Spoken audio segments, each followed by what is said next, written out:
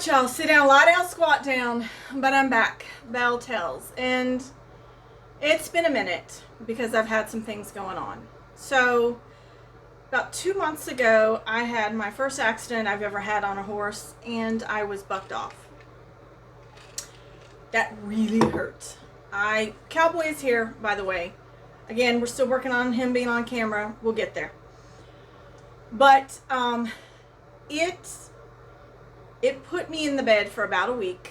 He wanted to take me to the ER, and I was not having it. So let me tell you what happened. I went out, normal, ride the horse, pulled her in, got her in from the field, fed her, saddled her up, everything. She was definitely being normal. Loving on me, loving on Cowboy. This is also the mare we were looking at buying. Really, everything was going good. Nothing out of the normal. She didn't show any signs that she didn't want to be ridden that I caught at the moment. I looked back, and there was some things she was giving off some signs that she didn't feel like being ridden. I just wasn't catching it in that moment. Did you feel alarmed with anything with her, or everything seemed pretty normal with her? It seemed pretty normal to me. So, I go to take her out to the field, and there's another field that they have the barrels set up, and I'll go around on the barrels, but brought her out, lunged her. She almost acted, I will say this, when I was lunging her, she almost acted like she didn't want to be lunged. And I remember you kind of hollering, "Don't let her run you. Control your horse." And I wasn't catching it. I guess she was just, looking back on it, she was jerking a lot when she was lunging. But I just didn't think anything was out of the norm. So The second time when you lunged her, though, she was a little bit more aggressive. Irritable.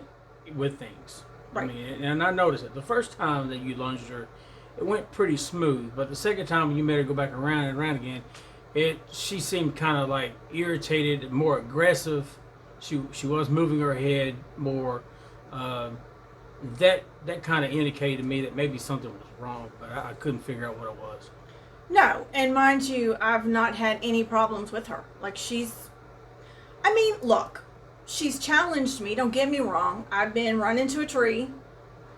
Then by another horse, I was run into a fence. I've been run into a pole. And I've not ever once been bucked off. I've not been thrown off. I hung on, stayed on him, worked with him. So, I got on her. She's fine. But maybe they need to understand what you're talking about. I mean, you've been on a bucking horse before, but you've controlled that horse to get it to calm down while you're riding it in the saddle. So, yeah, you had riding issues with the horse, but you've never been actually thrown off a horse up until now. Right. And look, and let me say this. Anybody that's ridden a horse will back me up on this statement. If you're going to ride a horse, that was the one thing I was told from the very beginning when I decided to start riding and I wanted to learn how to barrel race, yada yada. The main question they kept asking me, anybody that had a horse, ridden a horse, would say, okay, there's going to come a time you're going to be thrown off or bucked off. It's going to happen. Anybody that rides will tell you that. But then the question that always follows that statement is, are you going to get back on? So, let me tell you. I got on her, and I remember I started to take her out to the field, and I was like, something's wrong with the saddle, because the saddle just kept going this way, and I couldn't get it to straighten up, so I took her back, got off of her, fixed the saddle. Now, I will say this. When I cinched that saddle, I heard her go, ugh. Did you hear that when she did that, or were you not I wasn't paying attention to it? I did, and I thought, that's really odd she did that. Didn't think anything of it. Got on her again. No sooner did I put my second foot in the stirrup, she went to bucking. And I was like, when she went to bucking, I was like, huh, well, this is off. Something's wrong. So I went to do an emergency dismount. And what happened was when her head went down and her back legs went up, I went 2 feet over her head, hit the ground on my back. And when I first hit the ground, I didn't make a sound. Because it knocked the wind out of me. Because that was, what, a 6 foot drop? 7 foot? 7.5, maybe 8. I mean, I couldn't, I mean, you were clearly over the horse's head. So, I mean, yeah, it could have been 8 foot. Okay, so anywhere from 6 to 8 foot drop on my back. And I just remember thinking, oh, I can't get up. Like, I legit can't get up. And so I finally, I don't know why I did this, because I was on my back. I rolled over and went, and when I did, about that time Cowboy had gotten over there to me, and I told him, I was like, get her away. Because I didn't know what was going to happen. I didn't know what was going on. I needed to get my bearings. So what I didn't realize is that she had at the time a pain jerk reaction, which the bit is what we're thinking pinched the inside of her cheek, and that was a pain reaction. She went to bucking. I got thrown. So she didn't want to leave me, because she did stand next to me and she kept trying to get me to get up, but I couldn't get up. The pain, holy moly, the pain was so bad. It was so bad. And I couldn't take a full breath. So Cowboy got to thinking I had broken some ribs. He got the horse away. He comes back. Now, mind you, let me explain this to you. He is a volunteer first responder, has been for, what, 20 years? Oh, no. 10? Yeah, roughly 10. Okay, so 10 years. Never seen him panic. Never. This particular day, I saw him panic. And I was like, okay, if I panic, we're in some serious, serious trouble. So I got to keep it together. And so he said, what do I do? What do you want me to do? What do I do? And I said, first, I need you to get the truck. And he starts to pick me up. And I said, no, I can't walk. Go get the truck, bring it around. Okay, stay right there, is what he said. And I'm like, no problem. I ain't moving anywhere anytime fast. So he brings the truck around. And I said, okay, so I'm going to tell you how to lift me. On the count of 3, 1, 2, 3, we did the lift, we get in the truck. And for whatever reason, and I still don't understand why I did this. Because he's like, call the owner, get the owner out to let her know what's going on. And for whatever reason, I start fixing my hair in the truck. And he's like, okay, you're in shock. Let's get a hold of her so we can get out of here. So we call her. She's on her way. We get tied the horse up. We leave.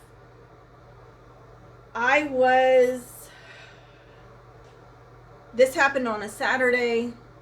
I was bedridden for a week. Still worked from home for a week. Bedridden. Then, was back at the office the following week. Extremely sore. Put me out of the gym for 8 weeks. This week was the first time we got to go back, and I think I overdid it. I should have never been lifting weights. So I got sore I've been sore again for the last couple weeks, but not like the pain I was in.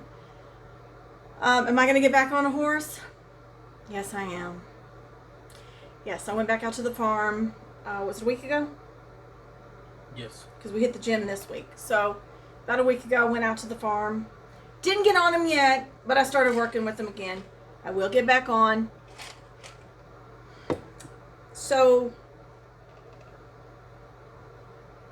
at first, when all of it happened, I was like, that's it, I'm done riding. I ain't ever getting on a horse. This is it. And Cowboy was like, nah, you will. You will. You're just, You're in a little bit of pain, you'll get back on them. Because the love you have for horses, you'll get back on. And he was right. But I guess I try and stop and look at what's the life lesson. What would you take for a life lesson on this? Because I got mine.